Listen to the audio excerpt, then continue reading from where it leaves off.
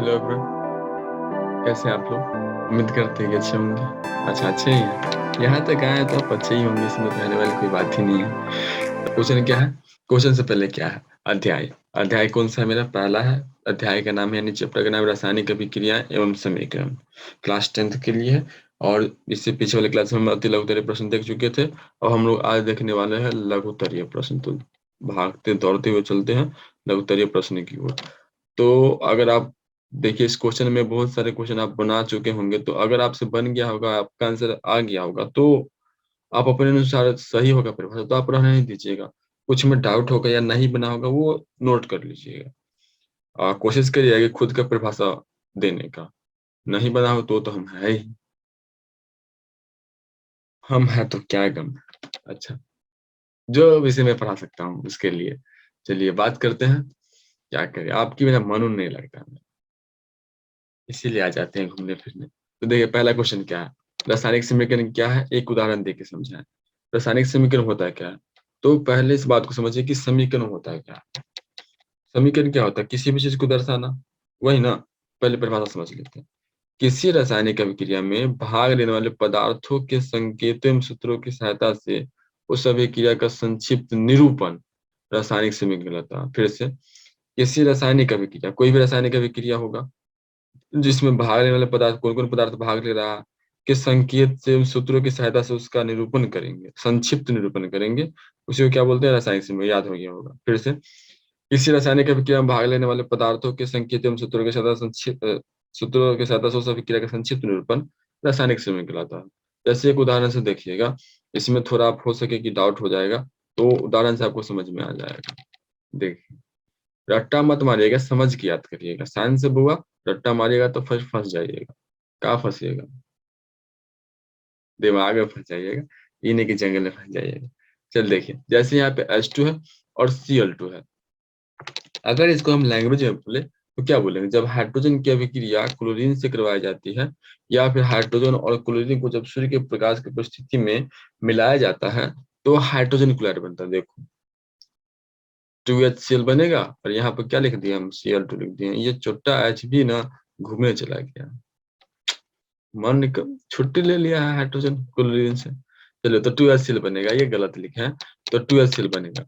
तो इसमें हम क्या हो रहा है कि हाइड्रोजन और क्लोरीन के भी क्या करना पे क्या बन रहा है? 2HCl बन रहा है। तो इसको हम क्या किए हैं कि यहाँ पर हाइड्रोजन का H लिख दिए हैं, क्लोरीन का Cl लिख दिया और हाइड्रोजन क्लोराइड का HCl लिख दिया। तो वही बात है, देखिए ये क्या है? पहले रासायनिक अभिक्रिया है। तो किसी रासायनिक अभिक्रिया में भाग लेने वाले पदार्थों, पदार्थ ये भाग ले रहा है, भाग लेने वाले पदार्थों की संकेतों एवं सूत्रों की सहायता से संक्षिप्त निरूपण रासायनिक समीकरण कहलाता है। याद हो गया होगा, अच्छे से याद हो गया होगा। चलिए, दूसरा क्वेश्चन है मेरा, संतुलित समीकरण किसे कहते हैं? नेक्स्ट है, संतुलित समीकरण किसे कहते हैं? तो ऐसा रासायनिक समीकरण जिसमें अभिकारकों और उत्पादों में प्रत्येक की परमाणुओं की संख्या समान हो, संतुलित रासायनिक समीकरण कहलाती है। आपको दूसरा परिभाषा याद होगा, आप दूसरा लिख लीजिएगा, जरूरी नहीं है कि आप यही लिखिए। चलिए बढ़ते हैं थोड़ी आगे। देखिए, इसको थोड़ा समझ लीजिए कैसे संतुलित होता है। जैसे देखो, ये H2 प्लस Cl2 क्या बना रहा है? 2HCl बना रहा है। तो देखो, हाइड्रोजन में, अब ये मत कहिए कि सर जी हर एक बार एक ही एग्जाम्पल लेते हैं, तो इसलिए एक ही एग्जाम्पल लेते हैं ताकि आपको हमेशा याद रहे। तो H2 प्लस Cl2 में देखिए, हाइड्रोजन के भी देखो बाएं तरफ कितना है? 2 परमाणु। बाएं तरफ उल्टा ही कर दिया, बाएं तरफ कितना परमाणु है? 2। और क्लोरीन का भी कितना परमाणु है? 2। दाएं तरफ देखते हैं तो 2 है और यहाँ पे 1 है, तो 2 1 जा 2 हो गया। क्लोरीन का यहाँ पे 1 है और यहाँ पे 2 1 हो, तो 2 1 जा कितना हो गया? 2। तो दोनों तरफ 2 2, तो इसी को बोलते हैं संतुलित रासायनिक समीकरण बोलते हैं। दौड़ते हैं अगला क्वेश्चन की ओर।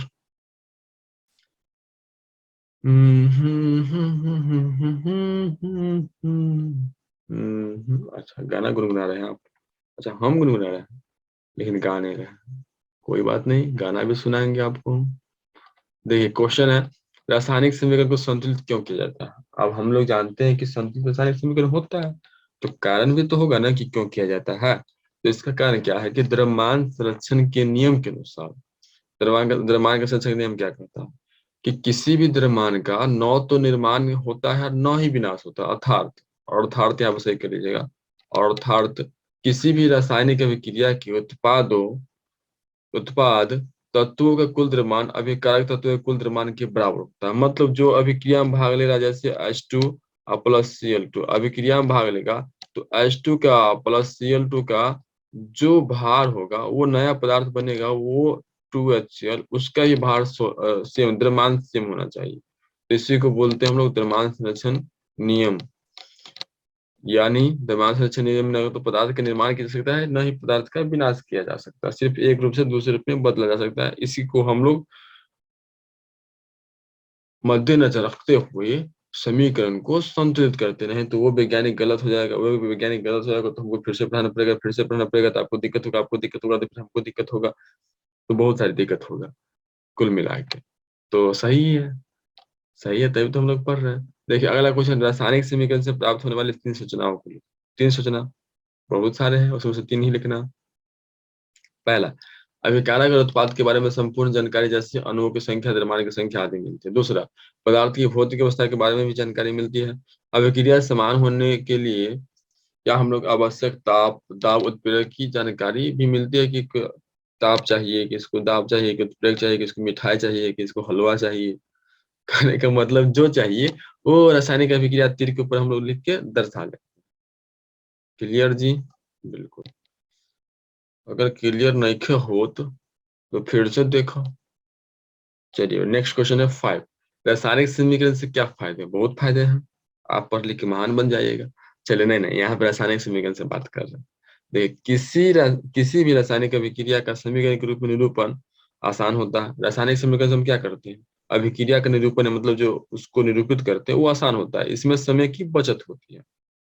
दूसरा, रासायनिक समीकरण की सहायता से प्रतिफल एक निश्चित मात्रा के निर्माण के लिए आवश्यक अभिकारक द्रव्यमानों की गणना सही सही की जा सकती है। ये कुछ फायदे हैं रासायनिक समीकरण लिखने के। चलिए लुढ़कते हैं अगला क्वेश्चन की ओर, मतलब चलते हैं अगला क्वेश्चन।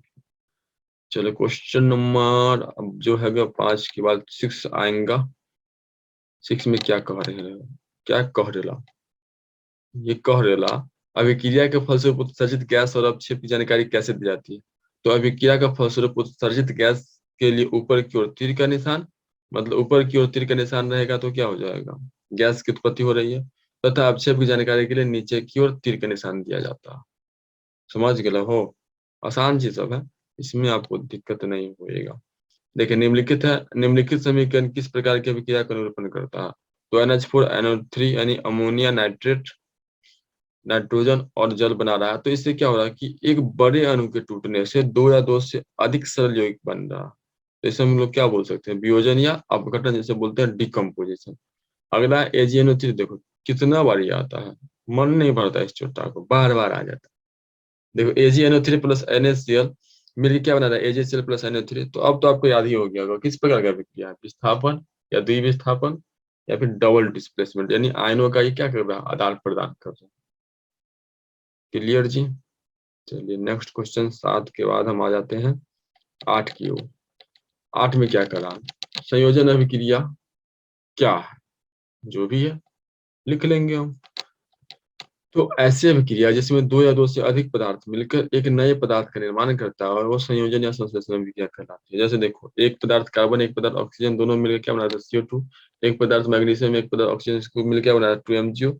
यानी जब मैग्नीशियम के रिबन को ऑक्सीजन की उपस्थिति में जलाते हैं तो मैग्नीशियम ऑक्साइड बनता है। तो ये एक संयोजन अभिक्रिया, दो पदार्थ से क्या बना रहा है? एक नया पदार्थ बना रहा है। आपको याद ही हो जाता होगा, और कोशिश भी करिए कि याद ही हो जाए, पहले से आपको याद होगा और एक दो बार देखने से और याद हो जाएगा।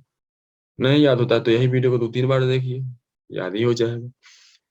नेक्स्ट क्वेश्चन, आप कैसे प्रदर्शित करेंगे कॉपर सिल्वर से अधिक क्रियाशील? देखो, जब कॉपर की अभिक्रिया सिल्वर नाइट्रेट के विलयन के साथ किया जाता है तो कॉपर सिल्वर द्वारा विस्थापित हो जाता है।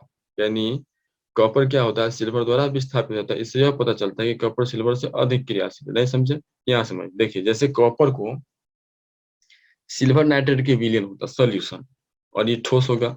इसको हम लोग इसके विलयन में रखेंगे तो होता क्या है कि यहाँ पर जो Ag बैठा हुआ है ना NO3 के साथ, इसको लतिया देगा।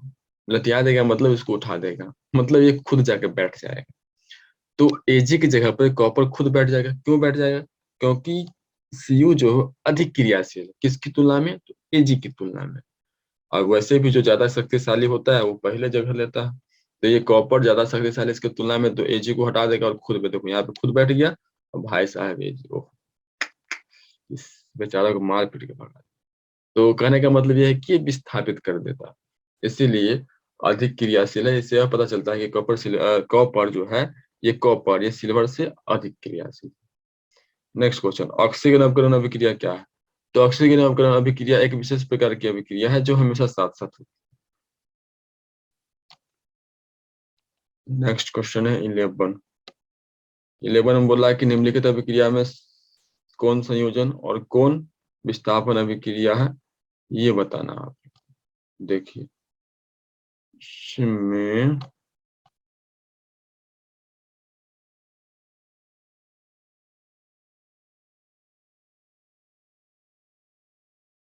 देखिए तो अच्छा, ये KBr मतलब पोटेशियम ब्रोमाइड की अभिक्रिया क्लोरीन गैस से करवाई जाती है, तो पोटेशियम क्लोराइड था, ब्रोमीन मिलता है। देखिए यहाँ पे क्या हुआ, फिर से ब्रोमीन को हटा क्लोरीन खुद बैठ गया।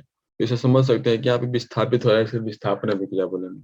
अगला Fe+, यानी लोहा और गंधक के मिश्रण को जब हम लोग मिलाते हैं तो आयरन सल्फाइड यानी लोह गंधक मिलता है, तो इसी को बोलते हैं हम लोग संयोजन। यहाँ पे क्या हो रहा है कि दो पदार्थ मिलकर एक नया पदार्थ बनता है, तो ये किस प्रकार की अभिक्रिया हो जाएगा? संयोजन अभिक्रिया हो जाएगा। चलिए नेक्स्ट, बहुत आसान आसान क्वेश्चन है, आपसे तो लगभग बन ही गया होगा। कुछ ही क्वेश्चन हो सकता है मैं भी नहीं बना, वो भी कंसेप्ट क्लियर ना होने का नहीं बना हूं। अगला है उदाहरण से, तो किसी अवक्षेपण अभिक्रिया के वर्णन करें। अवक्षेपण तो ऐसी रासायनिक अभिक्रिया जिसमें कोई प्रतिफल, मतलब जो उत्पाद मिलेगा प्रतिफल ठोस के रूप में विलयन से पृथक हो जाता है, ऐसी अभिक्रिया अवक्षेपण अभिक्रिया। जैसे देखिए AgNO3 + NaCl, यहाँ पे AgNO3 सॉल्यूशन होगा, NaCl भी सॉल्यूशन होगा, लेकिन AgCl जो बनेगा वो ठोस होगा, यानी दही के जैसे अवक्षेप बनता है, और साथ में NaNO3 बनता है, तो इसी को बोलते हैं। दिल बहलता है मेरा आपके आ जाने से। चलिए आप आ ही गए हैं, तो देखते हैं नेक्स्ट क्वेश्चन मेरा है 13 यानी 13। 13 में क्या करा कि निम्नलिखित अभिक्रियाओं पे हम लटक गए लगता है। अच्छा आगे आ जाते हैं। निम्नलिखित अभिक्रियाओं का संतुलित समीकरण लिखिए। पहला पहला क्या बोला? पोटेशियम। थोड़ा पोटेशियम यहाँ पे मिस्टेक है टाइप में। पोटेशियम क्लोराइड को गर्म करने पर पोटेशियम क्लोराइड और ऑक्सीजन बनता है। तो पोटेशियम क्लोराइड का अपघटन अभिक्रिया है, एक तत्व से मिलकर दो तत्वों से अधिक बना रहा है। तो पहले पोटेशियम क्लोराइड 2KClO3 हो गया, और जब इसको हम तोड़ेंगे तो 2KCl पोटेशियम क्लोराइड और 3O10 ऑक्सीजन। तो इस तरफ आप नीचे में लिख लीजिएगा पोटेशियम क्लोराइड, और यह हो जाएगा पोटेशियम क्लोराइड, और नीचे हो जाएगा ऑक्सीजन। ये अपना खुद लिख लीजिएगा प्लीज, इतना तो आप कर ही सकते हैं। नेक्स्ट क्वेश्चन है दूसरा, मतलब 13 का दूसरा। सोडियम हाइड्रोक्साइड और सल्फ्यूरिक अम्ल परस्पर अभिक्रिया करके सोडियम सल्फेट बनाता है। सल्फेट भी थोड़ा मिस्टेक है। अच्छा टाइपिंग में थोड़ी मोड़ी प्रॉब्लम होगी तो आप खुद एडजस्ट कर लीजिएगा, इतना तो आप कर ही सकते हैं प्लीज। देखिए तो देखिए नेक्स्ट क्वेश्चन है, तो सोडियम हाइड्रोक्साइड यानी NaOH इधर हो गया H2SO4 बनाता है Na2SO4 और 2H2, तो संतुलित करने के लिए हम यहाँ पे 2 कर दिए हैं, तो 2NaOH + H2SO4 ये हो गया संतुलित। चेक कर सकते हैं आप, डाउट है तो देखो सोडियम का 2 परमाणु, इधर भी सोडियम का 2 परमाणु, इधर में ऑक्सीजन का 1 और 4 कितना हो गया 5, इधर कितना है 2 और सॉरी 1 2 इधर 2 और 4 कितना हो गया 6, इधर भी 6 है, सॉरी 4 और 2 6 है, तो दोनों तरफ 6 है। हाइड्रोजन कितना है 2 2 4, इधर हाइड्रोजन का 2 2 4, तो ठीक है ये संतुलित है। नेक्स्ट है कि कैल्शियम, थोड़ा हम कलर कलम का चेंज कर लेते हैं, कौन सा कलर ले ले, येलो ले लेते हैं। नेक्स्ट क्वेश्चन है कैल्शियम हाइड्रोक्साइड, ये तो और नहीं पता चल, तो कौन सा, ग्रीन। बोला कैल्शियम हाइड्रोक्साइड और कार्बन डाइऑक्साइड के बीच अभिक्रिया होने पर कैल्शियम कार्बोनेट बनता है। तो कैल्शियम हाइड्रोक्साइड यानी CaOH2 और बनाता है क्या CO2, क्या बनाता है CO2। चलिए नेक्स्ट क्वेश्चन है 14। ऊष्माक्षेपी और ऊष्माशोषी अभिक्रिया से आप क्या समझते हो? तो ऊष्माक्षेपी अभिक्रिया किसे कहते हैं, ये परिभाषा लिखना। तो जिस रासायनिक अभिक्रिया में उत्पादों के साथ ऊष्मा भी निकलती है उसे ऊष्माक्षेपी अभिक्रिया कहते हैं। जैसे C+O2 CO2 और प्लस ऊष्मा होगा, ये ऊष्माक्षेपी अभिक्रिया। जैसे अच्छा एक बात बताइए, अगर आपको कोई एक थप्पड़ जोर से खींच देगा तो आप गर्म होंगे या ठंडा होंगे? ऑब्वियसली बात है कि आप गर्म होंगे, तो आपसे ऊष्मा मतलब कि आप में गर्मी आ जाएगी। और वही कोई आप पे एक बाल्टी पानी डाल दे तो आप ठंडा होंगे गर्म होंगे? आप ठंडा होंगे। वही बात होता है कि ऊष्मा निकलेगा उसे बोलेंगे ऊष्माक्षेपी, और ऊष्मा का अवशोषण होगा उसे बोलेंगे ऊष्माशोषी। तो ये लिखा गया है ऊष्माक्षेपी में जिस रासायनिक अभिक्रिया में उत्पादों के साथ ऊष्मा भी निकलती है उसे ऊष्माक्षेपी अभिक्रिया कहलाते हैं। और उष्माशोषी में क्या होता है, जिस रासायनिक अभिक्रिया में उष्मा का अवशोषण होता है उसे उष्माशोषी अभिक्रिया कहते हैं। ठीक है, जैसे N2 + O2 प्लस उष्मा, ये ठंडा हो जाता है तो 2NO बनाता है। अगला नेक्स्ट क्वेश्चन है 15। 15 बोले तो 15। चलिए हम कर देते हैं बोर्ड को साफ, क्लियर। चलिए नेक्स्ट क्वेश्चन 15 बोला निम्नलिखित पदों की व्याख्या करना है। तो पहला ऑक्सीकरण। ऑक्सीकरण क्या होता है, तो वैसी रासायनिक अभिक्रिया जिसमें किसी तत्व या यौगिक से ऑक्सीजन का या तो संयोग होगा या किसी यौगिक से हाइड्रोजन का निष्कासन, मतलब या तो संयोग जुटेगा या फिर हाइड्रोजन को लतियाएगा, मतलब भगाएगा, मतलब हट जाएगा। जैसे C+ होता है, देखिए यहाँ पे ऑक्सीजन का संयोग हो रहा है तो ये हम बोल सकते हैं कि एक प्रकार की ऑक्सीकरण अभिक्रिया है। दूसरा अवकरण, उसी का जस्ट ऑपोजिट कर दीजिए, वैसी रासायनिक अभिक्रिया जिसमें किसी तत्व या यौगिक से हाइड्रोजन का संयोग या ऑक्सीजन का निष्कासन होता है। जैसे देखिए 2H2 + O2, यहाँ पे हाइड्रोजन क्या हो रहा है, संयोग हो रहा है, तो बोल सकते हैं कि यह अवकरण अभिक्रिया है। Okay clear. चलिए मेरा बोर्ड भी क्लियर। बस आप अपना दिमाग नहीं क्लियर करिएगा ना तो फिर हो जाएगा लेने की देनी, लेने की देनी बोली तो ऐसी की तैसी, ऐसी की तैसी बोली तो वैसी की वैसी। अच्छा जी, बड़ी हंस रहे हैं आप। चलिए हंसते रहना ही चाहिए जिंदगी में, यही तो जिंदगी है। तीसरा, खाद्य पदार्थ को दूषित होना क्या होता है, तो भोजन में उपस्थित वसा और तेल काफी समय के बाद वायु में उपस्थित ऑक्सीजन के द्वारा ऑक्सीकृत हो जाते हैं, जिससे खाद्य पदार्थ तथा उनके स्वाद जो तो अप्रिय, मतलब अच्छा नहीं लगता है, तथा उनमें गंध आ जाता है, जिससे हम लोग खाद्य पदार्थ का दूषित होना बोलते हैं। आसान भाषा में लिखा गया है, नोट करना है तो आप नोट कर सकते हैं या फिर आप खुद का लैंग्वेज बना सकते हैं। नेक्स्ट क्वेश्चन है और 16 में कि कॉपर सल्फेट के विलयन में लोहे का एक टुकड़ा डालने देने पर विलयन का रंग क्यों बदल जाता है, तो इसका सही आंसर है कि कॉपर सल्फेट के विलयन में लोहे का एक टुकड़ा डाल देने पर विलयन का रंग बदल जाता है, क्योंकि लोहा कॉपर सल्फेट से क्रिया करके फेरस सल्फेट बनाता है, जिससे रंग परिवर्तन हो जाता है, यानी विस्थापन अभिक्रिया है।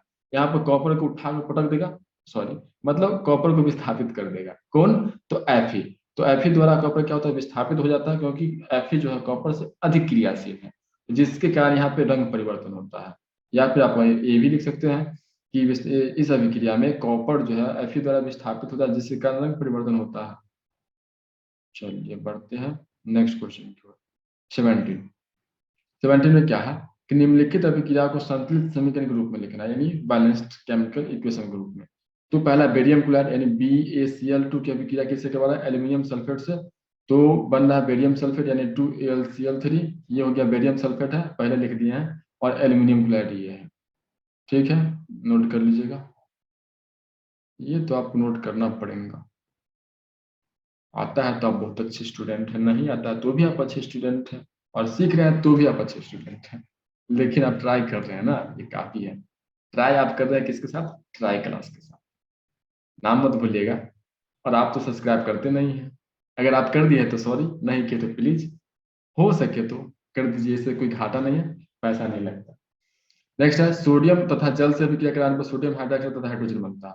तो सोडियम हो गया Na, जल हो गया H2, इससे अभिक्रिया होता है तो NaOH+H2 सोडियम हाइड्रोक्साइड बनता है तथा H2 बनता है।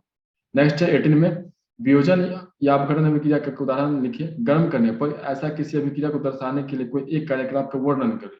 जैसे CaCO3 को जो हम लोग गर्म करते हैं तो कैल्शियम ऑक्साइड तथा CO2 यानी कार्बन डाइऑक्साइड बनता है। इसमें क्या होता है कि कैल्शियम कार्बोनेट को गर्म करने पर वह अपघटित होकर कैल्शियम ऑक्साइड और कार्बन डाइऑक्साइड गैस, ये गैस होगा, के रूप में अलग हो जाते हैं। तो इसी को हम लोग बोलते हैं वियोजन या अपघटन क्रिया। If you want to know down then pause your video and write it. Next question, next question is 19। What is saying this question, देखिए 19 नंबर क्वेश्चन क्या कर रहा है। एक परखनली, परखनली मतलब टेस्ट ट्यूब, एक परखनली में रखे लेड नाइट्रेट के विलयन पोटेशियम आयोडाइड का विलयन मिलाने पर क्या आप क्या परीक्षण करेंगे, क्या परीक्षण आप किए हैं, आप नहीं की तो मेरे यूट्यूब पर जाइए, शायद आपको मिल जाएगा। तो लेड नाइट्रेट के विलयन में पोटेशियम आयोडाइड का विलयन मिलाने पर PBI यानी लेड आयोडाइड का पीला अवक्षेप प्राप्त होता है। तो इसे हम अवक्षेपण अभिक्रिया कर सकते हैं, क्योंकि इस अभिक्रिया में होता क्या है कि लेड नाइट्रेट जो है पोटेशियम द्वारा विस्थापित हो जाता है, आयोडाइड द्वारा विस्थापित हो जाता है, तो ये पीला अवक्षेप प्राप्त होता है। चलिए नोट समझ में, उम्मीद करते हैं समझ में तो आ ही रहा होगा। नहीं समझ में आ रहा होगा तो प्लीज आपसे रिक्वेस्ट है कि आप कमेंट बॉक्स में अपना सजेशन या सुझाव दे सकते हैं। दूसरा यह अभिक्रिया किस प्रकार की, तो यह अभिक्रिया विस्थापन या अपक्षेपण अभिक्रिया। उपयुक्त अभिक्रिया समीकरण संतुलित रासायनिक दो समीकरण के रूप में लिखना था, तो PbNO3 यानी लेड नाइट्रेट का सॉल्यूशन है, उसमें मिला दिया हम किसको, पोटेशियम आयोडाइड को। तो यहाँ पे PbI यानी जो है Pb जो है I द्वारा विस्थापित हो रहा है, ठीक है। तो इसको बोल सकते हैं PbI2 प्लस KNO3 यानी लेड आयोडाइड, और ये हो गया पोटेशियम नाइट्रेट। नीचे में अगर आपको दिक्कत होता है तो आप लिख लिया करिए, हम यहाँ पे लिखना भूल गए हैं, इतना आप कर सकते हैं, इतना के लिए आप मत भूलिए कि सर जी इतना नहीं कर। चलिए 20 है, क्वेश्चन नंबर 20 में क्या कह रहा हो, देखा था तनी करा के। अच्छा, निम्नलिखित अभिक्रिया में ऑक्सीजन कारक की पहचान करें। तो देखिए इसमें Pb3O4 में यहाँ ऑक्सीजन से ऑक्सीजन का क्या हो रहा है, निष्कासन हो रहा है, तो इसे हम बोल सकते हैं ऑक्सीकारक, यानी Pb3O4 ऑक्सीकारक है। इधर देखिए H2O है, तो यहाँ पे H2O क्योंकि यहाँ से ऑक्सीजन का निष्कासन हो रहा है, तो ये ऑक्सीकारक है। MgO प्लस O2 में Mg हो गया ऑक्सीकारक, इतना तो आप समझ ही चुके हैं। ऑक्सीकारक में क्या होता है, ऑक्सीजन का निष्कासन और हाइड्रोजन का योग, ऑक्सीकारक। खत्म, टाटा बाय बाय। अच्छा चलिए इतना ही था हमारे आज की क्लास में, मिलते हैं अगले क्लास में, तब तक के लिए बोल दीजिए, नहीं तो कमेंट बॉक्स में बोल दीजिए। जय हिंद,